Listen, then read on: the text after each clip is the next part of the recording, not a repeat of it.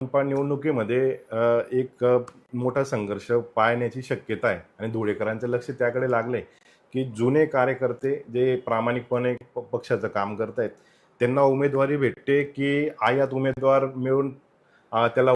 Sir, मनपा निवडणुकीमध्ये एक मोठा संघर्ष पाहण्याची शक्यता आहे आणि धुळेकरांचं लक्ष त्याकडे लागलंय की जुने कार्यकर्ते जे प्रामाणिकपणे पक्षाचं काम करतायत त्यांना उमेदवारी भेटते की आयात उमेदवार मिळून त्याला उमेदवारी दिली जाईल. आयात उमेदवार बाहेरच्या पक्षातून किंवा इतर ठिकाणून आणून त्याला भाजपाचा याच्यावर उभं केलं जाईल. हा ट्रेंड राहील की जुन्या कार्यकर्त्यांचाही विचार यावेळेस करणार आहे भाजप.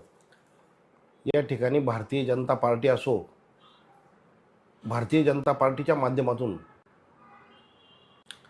योग्य त्या उमेदवारांना संधी दिली जाईल असाच प्रयत्न कुठल्याही प्रकारचा कुठल्याही कार्यकर्त्यावर अन्याय होणार नाही याची निश्चित आम्ही काळजी घेऊ.